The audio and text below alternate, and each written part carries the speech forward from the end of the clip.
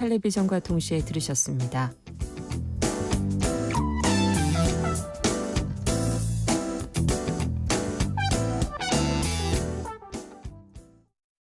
지금 시각은 6시 15분입니다. KBS.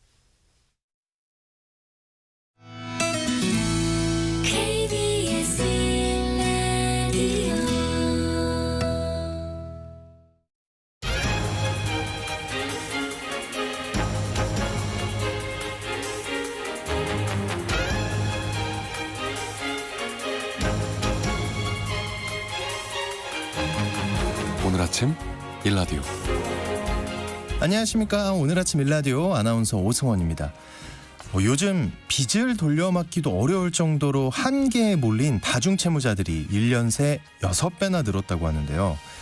인터넷에서 신용평점 상관없이 급전대출 가능하다, 서민 대상 사업 운영자금을 지원한다, 마치 정부에서 지원하는 정책금융상품인 것처럼 광고하는 경우들이 있어서 각별한 주의가 필요한 상황입니다.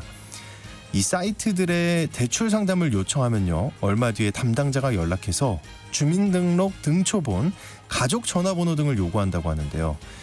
이렇게 해서 이뤄진 대출은 법정 최고금리인 연 20%를 뛰어넘는 불법 대부 계약이고요. 가족과 지인 등에게 채무 사실을 알리고 협박하는 일들도 벌어진다고 합니다. 특히 어르신들을 대상으로 이런 불법 사금융과 보이스피싱 피해가 잇따르고 있는데요. 금융당국이 어르신들이 많이 모이는 스마트 경로당이나 노인복지관, 시니어클럽 등을 활용해서 피해 예방 콘텐츠를 집중적으로 알리고 있다고 합니다.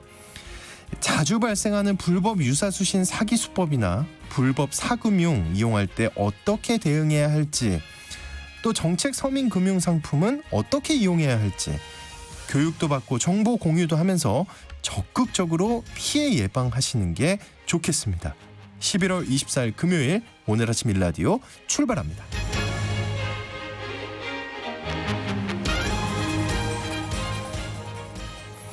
자, 오늘 아침 일라디오 이 시간은 물론 KBS 일라디오의 모든 프로그램은 유튜브 KBS 일라디오 공식 채널이나 모바일 콩 어플리케이션을 통해 실시간으로 함께하실 수 있습니다. KBS 일라디오 채널 구독과 좋아요, 댓글 많이 부탁드립니다. 자, 오늘 팩트 연구소 시간에는 식물과 관련된 잘못된 정보에 대해 살펴보겠습니다. 어떤 것들이 있을까요? 또 언젠가 내 집 시간에는요, 이 대출 관련한 변화와 조정을 받고 있는 시장 상황에 대해 살펴보겠습니다. 자, 오늘 청취자 여러분들 참여하실 수 있는 퀴즈 드립니다. 잠시 후에 식물에 대한 이야기 나눠볼 텐데요. 식물 중에서 가장 척박한 사막에서 사는 식물이 있죠. 관상용으로도 재배해서 집이나 사무실 등 실내에서도 많이 키우는데요. 대부분 가시가 있습니다. 잎은 없고요. 줄기는 원기둥 모양이기도 한데요. 속은 수분이 가득하다고 하죠. 그래서 수분 화장품 원료로도 많이 쓰이는 것 같은데 이 식물은 무엇일까요? 추첨을 통해서 농촌진흥청에서 제공하는 웰빙 혼합 잡곡 세트를 한 분께, 향긋한 커피를 드실 수 있는 모바일 커피 쿠폰을 4분께 드리겠습니다. 방송에 참여하실 분들은 단문 50원, 장문 100원이 드는 유료 문자 샵 9730으로 보내주시기 바랍니다. 유익한 정보와 살아있는 이야기가 있습니다. KBS 오늘 아침 일라디오. 이 정보가 사실인지 혼란스러운 내용을 바로잡아보는 팩트 연구소 시간입니다. 팩트체크 전문 미디어죠. 뉴스톱의 선정수 기자님과 함께하겠습니다. 안녕하십니까? 네, 안녕하세요. 네, 오늘 팩트체크 주제는 식물과 관련된 잘못된 정보인데요. 흥미로운데 왜 이런 주제를 꺼내셨을까요? 집에서 화분 키우시는 분들 많으실 건데요. 많죠. 많이 요즘에, 들으시죠, 또. 예. 날이 추워지면서 베란다, 옥상 이런 데 실외에 놨던 화분을 실내로 들인 집들이 굉장히 많을 겁니다. 기사를 보다 보니까 전자파 관련된 기사에서 전자파 차단에는 식물이 최고다, 이런 이야기가 나와서 그것부터 좀 확인을 해봤습니다. 저의 상식이었는데 아닙니까? 근거가 있는 거 아니었습니까? 어떻게 된 겁니까? 건강 관련 인터넷 전문지인 코메디닷컴은 지난 11일 전자레인지에서 이만큼 떨어져야 전자파 안전 이런 기사를 보도했는데요. 네. 가정에서 해로운 전자파를 줄이는 방법을 소개하고 있었습니다. 근데 전자제품을 사용할 때 사용 시간을 줄이고 거리를 떨어뜨리면 전자파 노출을 줄일 수 있다. 뭐 이런 맞는 말을 전하고 있는데요. 그런데 기사 마지막에 전자파 차단은 식물이 최고라는 꼭지가 들어 있었습니다. 네. 보도 내용을 잠깐 요약을 해보면 이런데요. 전자파를 차단할 수 있는 제3의 물건을 이용하는 것도 도움이 된다. 그중 하나가 식물이다. 모든 식물은 정도의 차이는 있지만 전자파를 흡수하는 능력이 있다. 식물을 이용해 전자파를 차단하려면 전자파를 발생하는 물건과 사람 사이에 놓아두는 게 좋다. 전자기기의 위나 옆에 놓으면 차단 효과가 떨어지기 때문이다. 이렇게 보도를 했습니다. 보도 내용만 보면 굉장히 뭐랄까 단언하는 이런 네. 어투라서 믿을만하지 않나? 저 되게 잘 넘어가거든요. 근데 이거 혹시 사실이 아닙니까? 사실이 아닙니다. 네. 우리나라에서 이 전파를 연구하는 국립전파연구원이라는 곳이 있는데요. 여기 실험 결과를 보면 숯, 선인장 이런 것들은 전자파를 줄이거나 차단하는 효과가 없는 것으로 밝혀졌습니다. 네. 선인장의 경우에는 60Hz 등의 전자파를 차단하는 효과는 없다고 하고요. 근데 이 TV, 컴퓨터, 헤어드라이어, 냉장고 등에서 나오는 전자파가 바로 이 배역의 전자파입니다. 예. 네. 전자레인지에서 조리실 내부로 방출되는 전자파는 마이크로파라고 부르는 2.45GHz의 전자파인데요. 이 전자파가 물 분자를 진동을 시켜서 열을 발생하는 원리입니다. 근데 식물은 대부분 수분으로 이루어져 있기 때문에 이 대역의 전파를 맞으면 열을 발생시킵니다. 근데 이 대역의 주파수는 금속에 반사되기 때문에 전자레인지 밖으로는 빠져나오지 못합니다. 전자레인지 외부로는 아까 말씀드렸던 60Hz 주파수의 전자파가 방출이 되는 거죠. 근데 이건 식물이 차단할 수 없고요. 그러니까 식물이 전자파를 차단한다는 얘기는 심각하게 들을 필요가 없는 사실이 아닌 얘기입니다. 그러네요. 이 전자파가 근데 전자파 자체를 놓고 이게 위험하다, 아니다, 뭐 이런 논란이 많잖아요. 네. 그 전자레인지 괴담도 그래서 또 그런 얘기 있을 때마다 나오고요. 그렇습니다. 근데 아무래도 찜찜하신 분들은 가급적이면 이제 노출을 줄이는 게 좋을 것 같은데 어떤 방법이 있을까요, 그러면? 예, 말씀하신 대로 이 전자파의 인체 위험성에 대해서 학계에서도 논란이 끊이질 않고 있습니다. IARC 국제암연구소라는 곳이 있는데요. 극저주파 자기장을 발암물질 EB군으로 분류하고 있습니다. 시민단체 등 전자파 영향을 걱정하는 쪽은 전자파 만성 노출이 건강에 악영향을 미친다고 의심을 하고 있고요. 반면 정부와 전자업계는 노출 기준을 넘지 않으면 괜찮다 이런 입장을 나타내고 있습니다.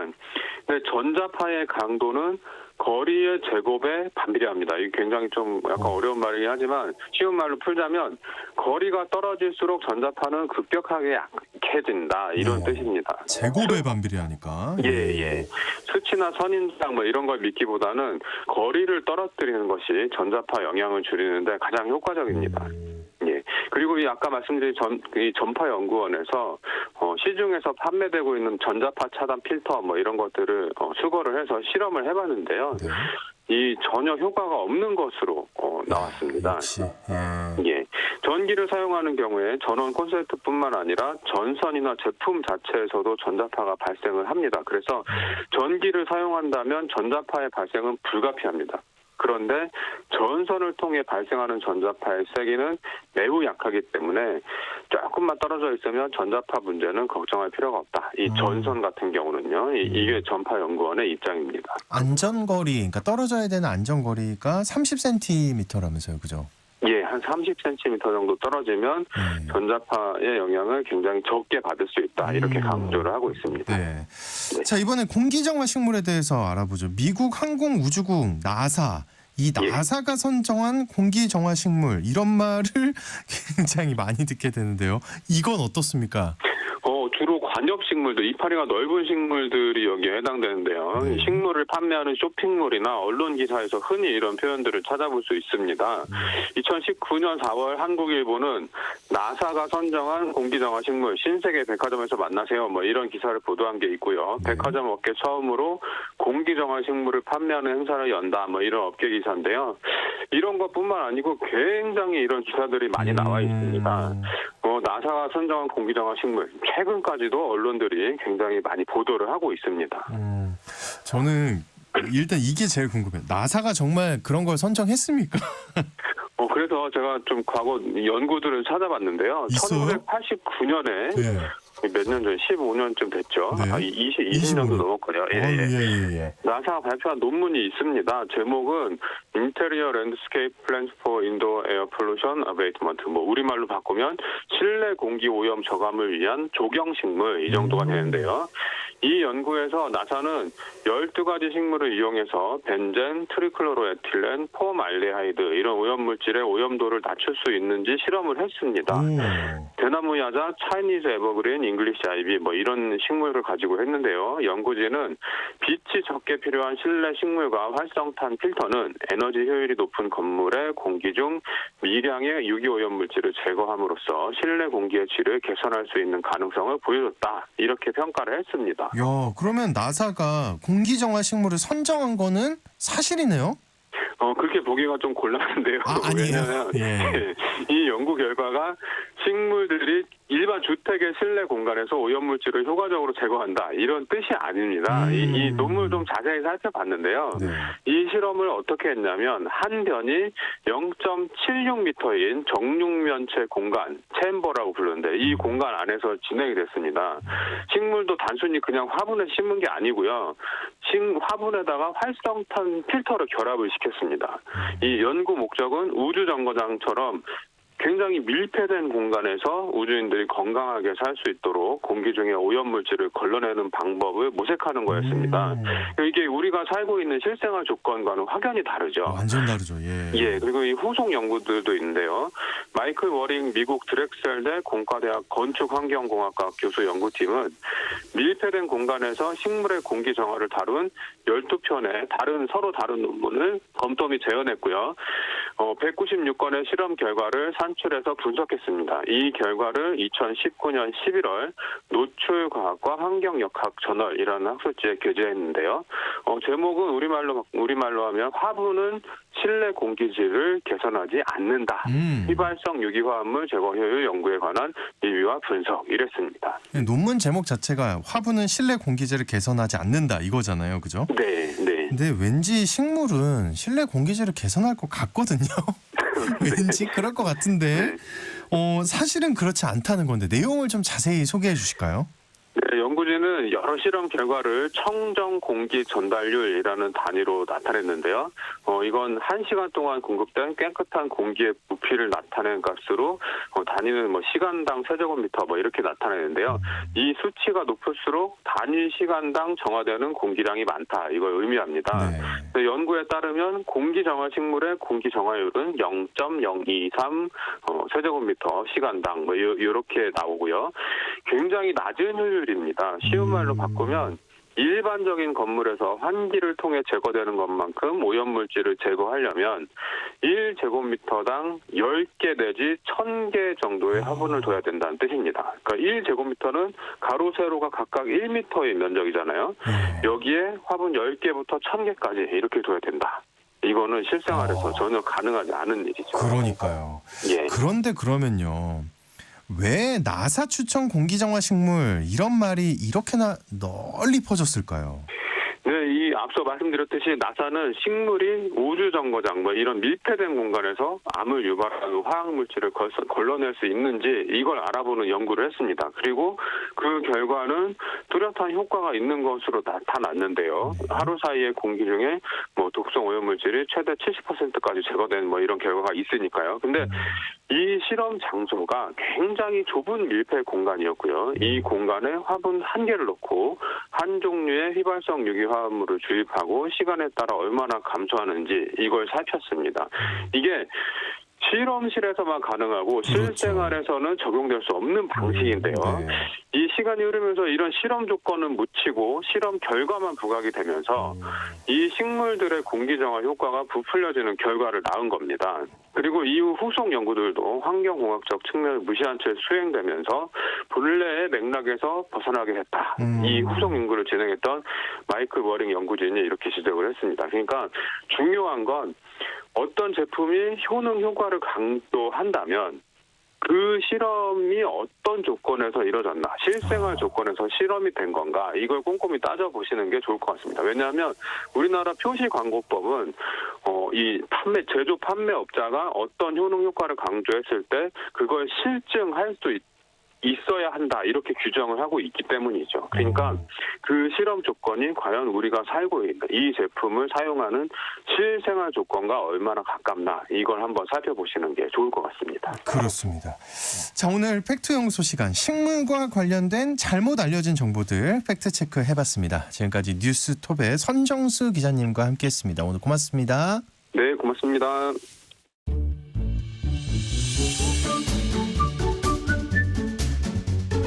아침을 여는 기분 좋은 습관. KBS 오늘 아침 1라디오.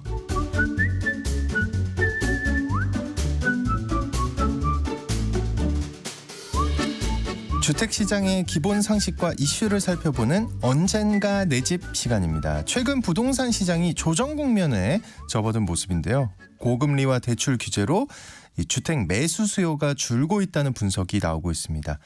대출 관련한 변화와 시장 상황, 그리고 앞으로 주목할 이슈들에 대해 점검해 보겠습니다. 커넥티드 그라운드의 최상욱 대표님 나와주셨습니다. 안녕하십니까? 안녕하세요. 최상욱입니다. 네, 그동안 가격이 크게 오른 지역들까지도 가격 조정이 나타나고 있다고요? 네, 10월 들어서 그 부동산 실거래 지수가 마이너스로 전환할 가능성이 굉장히 높아진 것 같습니다. 부동산 실거래 지수라는 게 실제 거래가 이루어진 주택 가격들을 토대로 지수를 만드는 건데요. 이 실거래 지수가 올해 1월부터 9월까지는 내리 상승을 했거든요. 네. 그래서 실제로 주간 발표되는 동향 같은 경우에는 2분기 돼서 상승을 했지만 실제 거래상은 올해 1월이 바닥이었다고 생각하시면 될 것 같습니다. 그런데 실거래 지수 기준으로 이게 다음 달 예고치를 발표하는데 10월 지표에 대해서 마이너스 0.3% 정도로 전망을 지수 예고를 하고 있고요. 이게 올해는 처음 일어나는 일이고, 그리고 이렇게 하락 반전을 한 게 대출 규제하면서 이런 게 발생을 했기 때문에 이 부분을 조금 확대 해석해서 24년 전망을 하게 되면은 내년에도 좀 약세로 보는 그런 전망들이 좀 많아졌거든요. 그래서 지금 하락이 나오는 지역이 뭐 어떤 이제 지방이라든가 이런 지역이 아니라 서울 실거래 지수가 마이너스로 전환했기 때문에 그동안 많이 올랐던 지역이 지금 하락으로 반전하는 것 같다, 이런 평가들이 나오고 있습니다. 혹시 내년에는 집값이 근데 더 떨어질 수도 있다, 이런 전망이 나온다고요? 네, 올해는 어쨌든 플러스였기 때문에 올해 4분기부터 마이너스로 반전하면은 내년엔 하락세를 연간으로 어느 정도는 반영을 해야 되는 상황이잖아요. 그리고 올해의 그 반전에 대해서도 이제 시장에서는 좀 학습이 됐는데 50년 만기 주담대라든가 아니면 특례모기지 같은 그런 프로그램이 있으면서 올해 반전이 크게 왔거든요. 그렇죠. 예. 근데 내년에 정책모기지가 비슷한 규모로 있긴 하지만 시중은행의 그 주택담보대출 관련한 규제는 좀 현재 진행형으로 더 규제가 강화되는 흐름으로 갈 거여가지고 올해만큼의 그런 민간은행 대출세가 없다면 22년이랑 약간 유사한 환경처럼 수요가 조금 약하지 않겠느냐, 이렇게 생각들을 하시는 것 같습니다. 그래서 내년에 대해서 좀 더 하락할 것 같다고 전망들을 하고 있고, 이거는 뭐 제가 이렇게 한다는 게 아니라 요즘 여러 연구 기관들에서 동시에 24년 전망들을 발표하고 있는데요. 뭐 국책기관이든 민영기관이든 여의도 증권사든 평균적으로 마이너스 2에서 마이너스 5% 정도 하락을 예상을 하고 있거든요. 실거래 지수 기준으로. 올해 실거래 지수가 플러스 10% 정도 된다고 생각하시면은 그 반대라고 보시면 좋을 것 같습니다. 마이너스 10 정도. 네. 시장이 침체되는 이유 어떻게 봐야 할까요? 두 가지인데, 첫 번째는 주택 가격이 22년에 하락을 했음에도 불구하고 여전히 높은 레벨이고요. 그래서 높은 레벨의 주택 가격을 현재 우리 소득으로 사기 부담이 된다는 게 네. 그게 근본적인 이유이고요. 두 번째는 그럼에도 불구하고 집을 사는데 대출이 매우 완화적이라면 가계대출을 적극적으로 받아가지고 집을 살 수가 있는데, 가계대출에 대해서는 어쨌든 규제 스탠스가 계속해서 이어지고 있거든요. 최근 들어서 가계대출에 대한 논란이 다시 좀 재점화가 되고 있는 게, 대출 사이즈도 많고 원리금 상환 부담도 역사적으로 가장 높아지고 이러다 보니까 뭐 정책 당국에서도, 정부 쪽에서도 이런 얘기를 했었지 않습니까? 그 지금 가계부채 문제가 터지면은 네, 뭐 IMF 환란 때 뭐 몇십 배다 이런 식의 발언할 정도로 규제를 강화하는 흐름으로 가고 있으니까 그러면 가격도 높고 소득도 잘 못 따라가는데 대출도 잘 안 해주게 된다면은 전반적인 그런 수요 위축세가 있을 수밖에 없거든요. 그래서 그런 수요 위축세가 있을 거라는 전망을 좀 기본적으로 하고 있습니다. 그 코픽스 금리 말이 많이 나오던데. 네네. 코픽스 금리가 또 오르고 있다 이러거든요. 네. 이거는 이제 대출과 관련해서 네. 그 활용이 되는 금리인데 최근에 은행에서 담보대출을 받아보셨다면은 뭐 신잔액기준 코픽스다, 뭐 그냥 잔액기준 코픽스다 등등 이런 여러 용어를 써보셨을 텐데 은행이 이 금리라는 게 사실은 세 가지가 있거든요. 네. 그러니까 한국은행에서 결정하는 기준금리가 있고 기준금리는 올해 3.5%에서 변화가 없었고요. 그리고 내년 같은 경우에는 우리나라 물가가 올해 3% 중후반인데 내년은 2% 초반 정도로 내려갈 것 같기 때문에 우리도 내년에는 한 하반기 들어서면은 금리를 2번 정도는 낮출 것 같거든요. 기준금리 2번 정도 인하할 것 같습니다. 네. 그리고 시장금리라는 게 있는데 뭐 10년 만기 국고채권이라던가 아니면은 은행들도 그 자금을 마련하기 위해서 은행 채권을 발행하는데 3년, 5년 은행채 금리가 시장에서 거래되니까 이런 금리를 시장금리라고 하고 있습니다.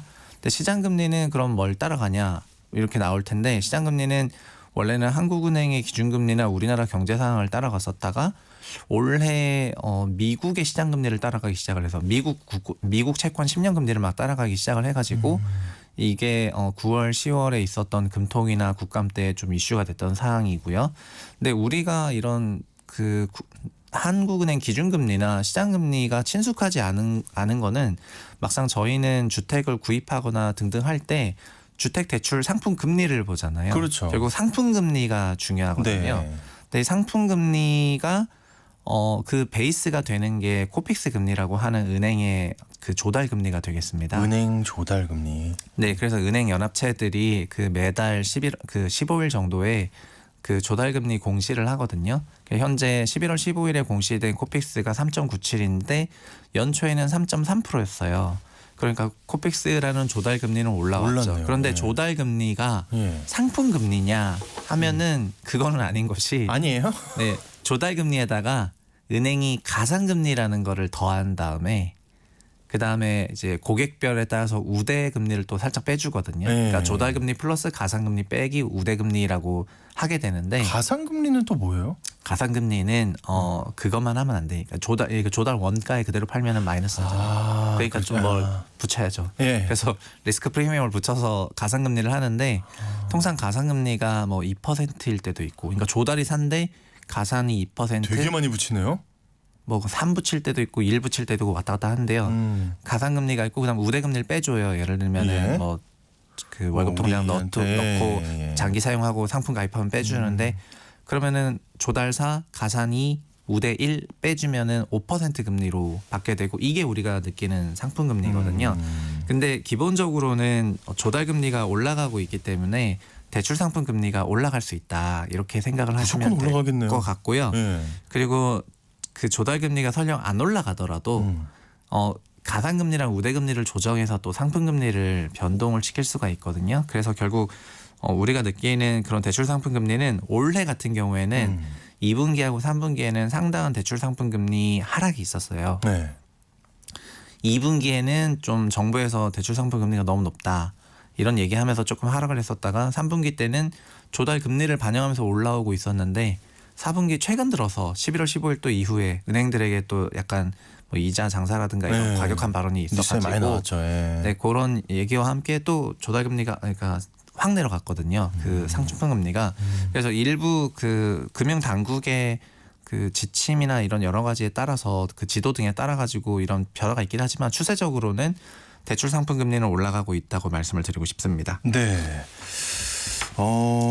주택담보대출 금리가 지금 신용대출 금리보다 더 비싸진 상황이라는데 맞습니까? 네, 그래서 네. 이런 금리라는 게 자연스러운 시장의 결정 요인으로 그 금융기관들이 대출 금리를 딱 결정하고 뭐 이렇게 해야지 되는데 그게 아니라 좀 어느 정도 금융당국의 개입이 올해도 한 2번 정도 있다 보니까 그래서 은행들에서는 그 우대금리랑 그 가상금리를 조정을 하면서 신용금리보다 담보대출금리가 더 높아지는 해프닝도 있었거든요. 그러니까 금리가 좀 낮아져서 조달금리가 낮아지면서 낮게 상품을 팔아도 되는데 가계대출 규제 좀 해라. 네. 가계대출 증가세가 너무 높다. 이러니까 그러면 가상금리를 더 붙여야 되나 이러면서 가상금리를 막 붙이다 보니까 신용금리보다 주담대가 더 높아져가지고 그랬는데 지금은 다시 은행들이 이렇게 과도한 수익을 올리는 게 말이 되냐 그러니까 또 부랴부랴 이렇게 낮추고 있어가지고 지금 은행 당국들하고 약간 은행들하고 약간 얘기를 해보면은 이제 뭐 어느 장단에 맞추라는 건지 나는 모르겠다 뭐 이런 얘기를 많이 하고 있죠. 근데 어느 뭐 나라나 이제 금융에 대한 어느 정도의 그런 거는 있는데 가이던스나 이런 거 있는데요. 근데 우리가 좀 금융 당국의 앞으로의 행보가 중요한 거잖아요. 매일매일 변화하는 막 상품금리 보면서 로또 맞추듯이 하는 게 아니라. 근데 현재 금융 당국의 전반적인 스탠스는 가계대출 증가세가 너무 높으니까 그걸 억제하기 위해서는 좀 대출 금리가 높아야지 억제가 되는데 문제는 기준금리도 이제 내려올 예정이고 내년 하반기에. 그러다 시장금리도 미국을 반영해서 내년에 조금 내려간다고 한다면 사람들 생각에 내년에 그럼 대출금리 내려가겠다 이런 생각을 할 거잖아요. 네. 그래서 금리가 내려가게 되면은 통계적으로 많이 나왔지만 결국 전세대출도 많이 받고 주담대도 많이 받거든요.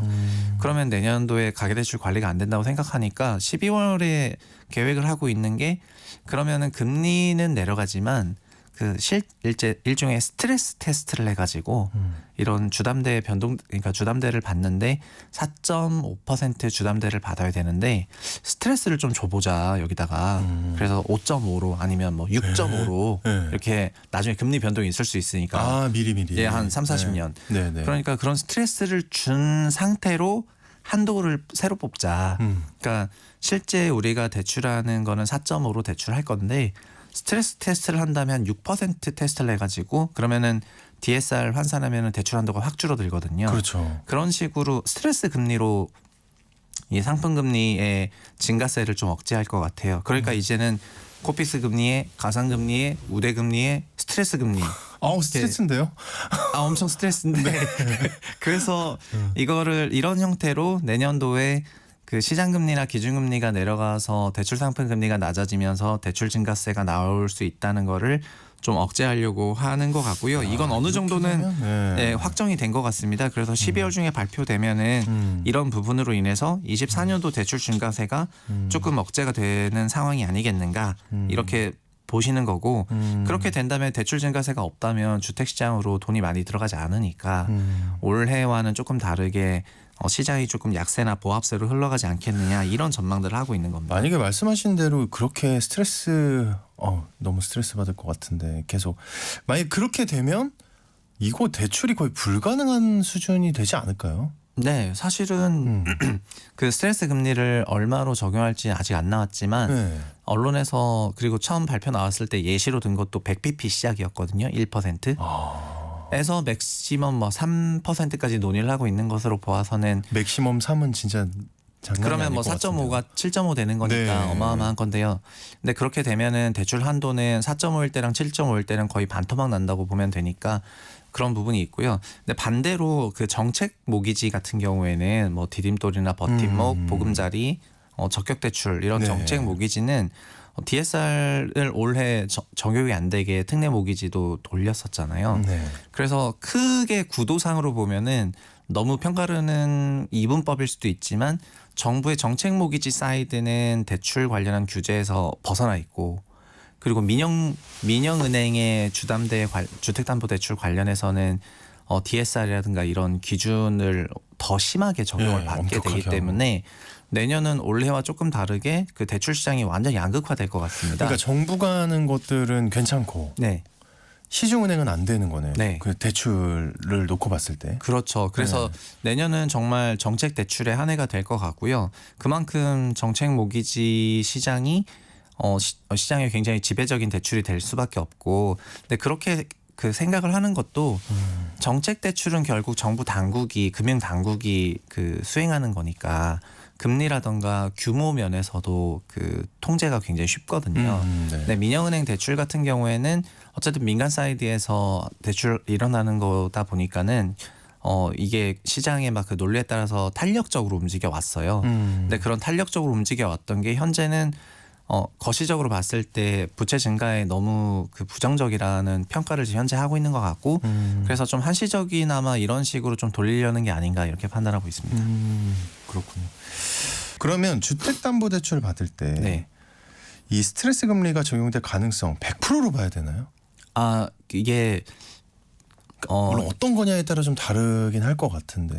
요 말씀을 드리고 싶은데요. 네. 일단 스트레스 DSR, 그러니까 우리가 22년부터 DSR을 적용해서 원리금 상환을 하고 있는데, 네. 이제 언론 보도 자료나 아니면 금융당국 보도 자료에 많이 나왔던 사례는 3억 3천만 원을 4.5%로 받으셨던 분이 스트레스 DSR을 적용하면은 2억 9천만 원으로 뭐 한 4천만 원 정도 빠지는데. 그것도 이제 소득과 기간 따라서 좀 다르겠지만 평균적으로 그 대출 한도가 한 15에서 20% 이상 감소할 거다 이렇게 생각들을 하거든요. 네. 근데 모든 대출에 스트레스를 적용하냐는 건 아니고요. 지금은 변동금리 대출에 대해서 적용을 하겠다는 게 주요 큰 골자예요. 그러니까 우리나라 대출 전체를 딱 구성을 딱 해보면은요. 네. 순수 아니에요? 고정금리, 그러니까 30년 만기 모기지인데 30년 고정금리를 택한 게 20% 초반 정도 되고요. 근데 어떻게 이럴 수 있냐면은 한국은 30년짜리로 은행이 자본 조달할 수 있는 구조가 아니어서 미국과 달라서 그래서 우리는 은행이 최대 맥시멈 거의 5년짜리로 조달하니까 네. 5년 고정 플러스 변동 이런 식으로 그쵸. 혼합형 상품을 네, 내거든요. 네, 30년이 어떻게 가능하냐면은 이거는 정책 모기지가 순수 고정이에요. 올해 나왔던 특례 모기지나 디딤돌이나 이런 거는 정부가 하는 거니까 정부는 이제 그 국고채 30년 시장이 있으니까 30년짜리로 조달해서 할 수가 있고요. 그래서 순수 민영은행 대출 중에서 순수 고정은 거의 없습니다. 근데 그 민영은행 대출은 어떻게 돼 있냐면은 3대 7로 돼 있는데 3은 혼합형 3년이나 5년 변동금리, 고정금리 플러스 변동금리. 그리고 나머지 70%는 전부 올 변동금리거든요. 그래서 우리나라 대출이 변동금리 비중이 엄청 높네요. 네, 전체 대출에선 60%고 순수 민간은행 대출에서는 70% 넘어가니까 이제 변동금리가 너무 많아서 네. 이런 어떤 현상이 생기냐면은 기준금리나 시장금리가 변해버리면은 대출상품금리도 같이 변해버리니까 네. 가계의 원리금 상환 부담도 계속 변동하는 거죠. 그렇죠. 이게 그 자산시장이나 경기에 안 좋다고 생각을 하는 거예요. 큰 컨셉은. 그러니까 이런 거네요. 네. 좀 이렇게 안정적으로 내가 계획을 세울 수 있어야 되잖아요. 월급을 네네. 받으면. 근데 그렇죠, 그게 지금 그렇죠. 불가능한 거잖아요. 네, 자꾸 우리가 이렇게 변동금리 금리가 대출을 해버렸으니까 그리고 우리에게 이런 반면교사를 주는 나라가 미국인데 미국이든 영국이든 어느 나라를 봐도 고정금리 대출 비중이 훨씬 높거든요. 순수 고정. 그러니까요. 그 얘기 들었어요. 네, 그러니까 거기서는 미국처럼 요즘에 미국은 0에서 0.25라는 제로금리대에서 5.25까지 거의 1년 만에 500bp를 올렸었는데도 불구하고 가계의 평균 DSR이 유지가 됐거든요. 왜냐하면은 그들은 30년 만기 고정금리로 대출했었기 때문에 이 변화가 거의 안 일어났는데 대한민국 같은 경우에는 이 22년에 소위 0%대, 0.5%대에서 3%대로 올라가는 그 과정에서 가계 평균 DSR이 평균 10에서 14%대로 올라갔고 그러니까 이게 소비 위축이 발생을 했거든요. 엄청나죠. 예. 그러니까는 가계 대출 전체를 점점 고정 대출화 하고 싶어가지고 고정 대출로 주담대를 받으시는 분한테는 스트레스 미적용. 변동 대출로 주담대를 변동이나 혼합형 이걸로 받으려는 사람한테는 스트레스를 적용하겠다. 이렇게 해가지고 대출을 다 고정 대출로 유도하겠다는 게 큰 방침인데, 근데 여기서 그럼 수요를 생각해 봐야 되지 않습니까? 네, 대출을 중요하죠. 받으려는 사람들, 네. 대출료는 받으려는 요 사람들은 내년에 기준금리도 좀 인하가 되고 시장금리도 미국 따라서 조금 내려갈 거라고 생각이 되는데. 그러면 금리 인하가 예상되는 상황에서 지금 높은 금리로 30년 고정금리로 대출 받으라고 하면은 말이 안 되잖아요. 그러면 받기 싫잖아요. 네, 당연하죠. 그러니까는 내년에 만약에 이 정책이 광범위하게 적용이 된다면은 대출 수요가 더 위축될 수도 있겠다 이렇게 생각들을 하고 계십니다. 무조건 그럴 것 같은데 혹시 전세 대출도 그 DSR 적용하나요? 그 말씀을 드리고 싶은데 네. 최근 주택시장 트렌드는 매매 시장은 약세, 하락세 또는 약세 이렇게 전환을 확실하게 했는데 전세는 반대로 초강세예요. 초강세요. 예. 네, 전세는 올해 내내 올랐고 최근 들어서 전세 실거래 지수도 상승률이 약간 둔화되고 있긴 한데 전세는 계속 강세였거든요. 네. 그래서 시장에서는 매매 시장은 약세로 전환을 한 게 담보대출 관련한 규제를 강화하고 특례 모기지 없애고 50년 주담대 없애니까 매매로는 돈이 못 들어가고 있는데 전세 대출 관련해서는 규제가 하나도 없으니까 전세 대출을 더 확장적으로 받고 있다는 게 지금 평가고 결국 전세 대출도 가계 대출이니까 이거를 또 억제하고 싶잖아요. 네, 그럴 것 그래서 같은데. 예. 그 금융당국의 규제는 크게 보면 두 개인데 하나는 아까 말씀드렸던 스트레스 DSR이 큰 규제이고요. 두 번째는 그동안 DSR 적용을 안 받아줬던 그런 여러 대출 종류들이 있는데 우리나라 대출 가계대출 한 전체 종류 중에서 80%는 다 DSR 적용하는데 20% 정도 규모가 미적용이고 그 20% 정도의 대부분은 전세 대출이거든요. 그러면은 자연스럽게 그럼 전세 대출도 DSR 포함하는 거를 검토해야 되겠다 이런 얘기가 9월 회의 때 10월 회의 때 연속해서 나왔고요. 네. 그래서 아마 12월에는 DSR이 원리금인데 그 전세는 원금을 상환한다고 하면은 소득을 막연히 넘어버리니까 이자 부분만 DSR에 넣어서 이제 DSR로 편입시키자는 이런 논의들이 지금 나오고 있습니다.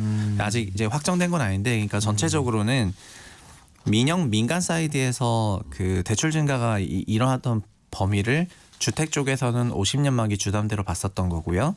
전세는 DSR 미적용이니까 양쪽에서 크게 증가했는데 10월부터 50년 만기 주담대는 없애버리니까 증가세가 좀 약해지는 것 같은데 전세 대출은 여전히 크게 증가하고 있으니까 그럼 전세 대출을 좀 잡아야 되겠다는 생각을 하는 거고 정책 대출은 그 관리가 가능하니까 일단 납두고 이제 민영 대출을 전세 쪽에 규제할 것 같습니다. 네, 규제할 것 같다. 네네.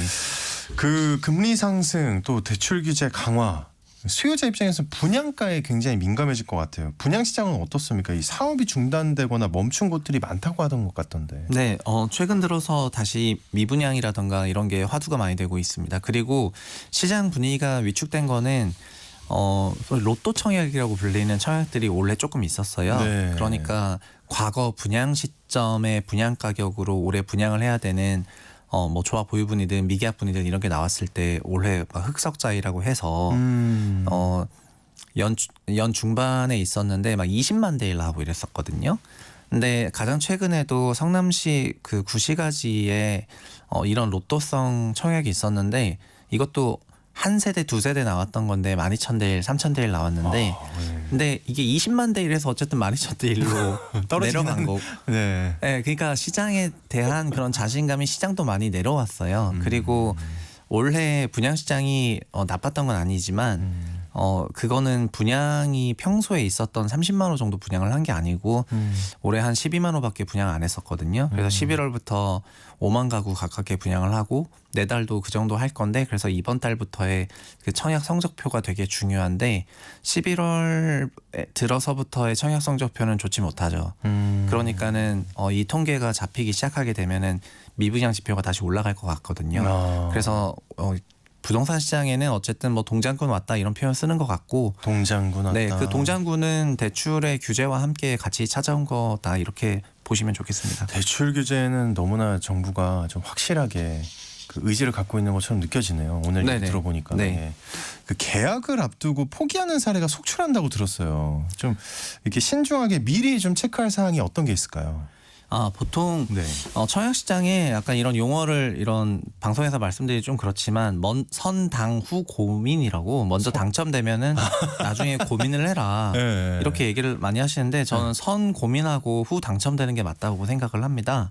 근데 청약 시장에 그동안에 소위 청약 되면 무조건 좋다 이런 생각 때문에 뭐 무분별하게 청약을 넣으셨던 것 같은데 최근 청약의 트렌드는 사업 주체가 높은 분양 가격을 받고 싶어서 후분양하는 게 트렌드거든요. 네. 그래서 청약에 당첨되고 나서 거의 곧바로 1년 안에 그 나머지 잔금이라든가 이런 걸 다 준비해야 되다 보니까 자금 조달 사이클이 과거와 다르게 만만치가 않아요. 부담스럽죠. 예, 과거에는 되고 나서도 3년이나 그 정도 되는 기간이 있었기 때문에 충분히 준비할 수 있었다면 지금은 그렇지 않거든요. 그리고 지금 이런 부분에서 9월 이후부터는 그 특례 모기지도 없어지고 하다 보니까 시중은행을 통한 집단 대출로 그 잔금 대출을 좀 받았었는데 금융기관이 이런 거를 이제 정부 당국이 그러니까요. 규제를 하고 있잖아요. 네. 그러니까 결국 대출 마련이 좀 어려워지면서 당첨이 됐는데도 계약을 포기하고 그리고 내년 시장을 조금 보수적으로 보니까 계약 포기하시는 분들 나오시는 것 같고 이게 혼재돼 있지만 전체적으로는 대출 위축세 그리고 자연스럽게 24년 시장에 대한 그런 보수적인 전망들 이게 합쳐져 가지고 나타나는 현상인 것 같습니다. 글쎄요. 그 청약을 저도 시도를 하는 사람 입장인데 굉장히 좀 불투명하다. 네, 그래서 요즘 서울 네. 청약은 가점대가 어떤 지역은 30점대로 낮아진 데도 있고 그래서 청약 점수가 낮은데도 어느 정도 자본이 마련이 되셨다면은 또 청약을 할 수가 있는 상황이긴 하거든요. 물론 이것도 양극화가 돼 있습니다. 분양가 상한제로 공급하는 지역은 여전히 높은 인기를 자랑을 하고 있고 분양가 상한제가 아닌 민영 아파트는 분양 가격을 너무 높게 분양을 하다 보니까 당첨 경쟁률이 예를 들면 뭐 20대 1이 나왔는데도 미계약이 나온다거나 이런 경우가 이제 파다해졌거든요. 그래서 입찰하시기 전에 청약 신청하시기 전에 자금 조달 계획에 대해서 먼저 고민해 보시는 게 중요할 것 같습니다. 그게 핵심이네요. 예. 언젠가 내 집 시간. 오늘은 대출 변화와 시장 상황 또 수요자가 체크할 사항 등에 대해서 얘기 나눠봤습니다. 지금까지 커넥티드 그라운드의 최상욱 대표님과 함께했습니다. 오늘 고맙습니다. 네, 감사합니다. 네, 오늘 퀴즈 정답은요. 선인장이었습니다. 상품 받으실 당첨자는 중복 당첨 여부 확인 후에 홈페이지에 게시해 놓겠습니다. 오늘 아침 일라디오 오늘 순서 마무리하겠습니다. 주말인 내일도 인사드립니다. 지금까지 아나운서 오승원이었습니다. 고맙습니다.